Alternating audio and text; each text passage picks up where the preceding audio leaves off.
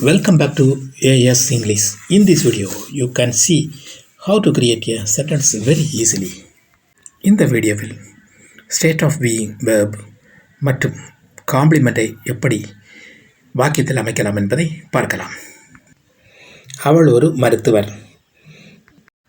இங்கு இரண்டு பெயர் சொற்கள் வருகின்றது. அவள் மற்றும் ஒரு மருத்துவர். அவள் என்பது she, ஒரு மருத்துவர் என்பது a டாக்டர். ஷி என்பது சப்ஜெக்டாகவும் ஏ டாக்டர் என்பது காம்ப்ளிமெண்ட்டாகவும் வருகின்றது. அடுத்து நாம் காம்ப்ளிமெண்ட் என்றால் என்ன என்பதை பற்றி ஒரு சிறிய விளக்கத்தை பார்க்கலாம். A complement is a word or group of words that complete the meaning of the subject or object. இங்கு சப்ஜெக்டை பற்றி விளக்கும் ஒரு வேர்டு, அதாவது சி என்பது டாக்டர். இங்கு சப்ஜெக்டை பற்றி விளக்குகின்றோம், அதாவது விளக்கும் சொல் என்று சொல்லலாம்.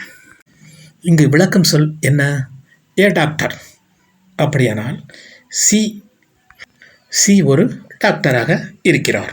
அடுத்து நாம் பார்ப்பது verb. வேர்பை பற்றி நாம் பார்ப்பதற்கு சென்டென்ஸை முதலில் பார்க்க வேண்டும். அவள் ஒரு மருத்துவர். அதை அவள் ஒரு மருத்துவராக இருக்கிறார் என்பது. இருக்கிறார் என்பதை குறிப்பிட எந்த verb பயன்படுத்த வேண்டும் என்பதற்கு verb டெஃபினிஷனை பார்த்தால் எளிதாக புரிந்துவிடும். verb வினை சொல். A verb is a word that shows an action or a state of being. இங்கு இருக்கிறார் என்பதை குறிப்பிட ஸ்டேட் ஆஃப் பீயிங் வேர்டு பயன்படுத்த வேண்டும். அப்படியானால் வேர்பினுடைய பேஸ் ஃபார்ம் பி, அதாவது இரு. இப்போ பேட்டர்னை உருவாக்கிவிடலாம். Subject first, second verb plus complement. அப்படியானால் அப்ளை செய்யும்போது சிசியா டாக்டர், அவள் ஒரு மருத்துவர். அடுத்த சென்டென்ஸ் பார்க்கலாம். அவள் மருத்துவமனையில் ஒரு மருத்துவராக வேலை செய்கிறாள். இங்கு எத்தனை நவுன், அதாவது பெயர்ச்சொல் வருகிறது என்பதை பார்க்கலாம்.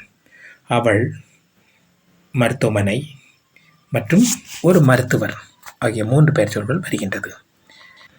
அவள் என்பது ஷி சப்ஜெக்டாக வருகின்றது.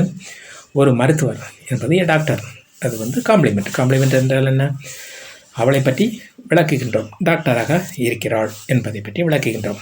மருத்துவமனை என்பது இடத்தை பற்றி, அதாவது பிளேஸ் குறிப்பிடும்போது எக்ஸ்ட்ரா இன்ஃபர்மேஷன் வருகின்றது. அடுத்து வேர்பை பற்றி பார்க்கலாம். வேர்பானது வேலை செய்கிறாள். வேலை, இதனுடைய பேஸ் ஃபார்ம் வேலை செய், ஆங்கிலத்தில் ஒர்க். அப்படியானால் பேட்டர்ன் உருவாக்கி விடலாம். சப்ஜெக்ட், அதுக்கடுத்து என்ன வரும்? வெப், அடுத்தது காம்ப்ளிமெண்ட் ப்ளஸ் எக்ஸ்ட்ரா இன்ஃபர்மேஷன். இதை நாம் அப்ளை செய்யும்போது C works as a doctor at the hospital.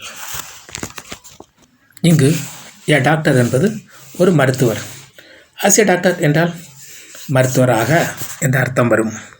மேலும் தி ஹாஸ்பிட்டல் என்றால் ஒரு மருத்துவமனை.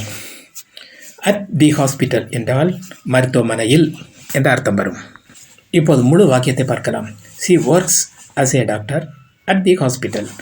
அவள் மருத்துவமனையில் ஒரு மருத்துவராக வேலை செய்கிறாள். இப்போது நாம் பார்த்த சென்டென்ஸுகளை பார்க்கலாம். அவள் ஒரு மருத்துவர். அவள் மருத்துவமனையில் ஒரு மருத்துவராக வேலை செய்கிறாள். She is a doctor. She works as a doctor at the hospital. இப்போது உங்களுக்கு முழுமையாக புரிந்திருக்கும் என்று நினைக்கின்றேன். தேங்க்ஸ். நாளை மீண்டும் ஒரு நல்ல வீடியோவில் சந்திக்கலாம். Thanks for watching. Please share and subscribe.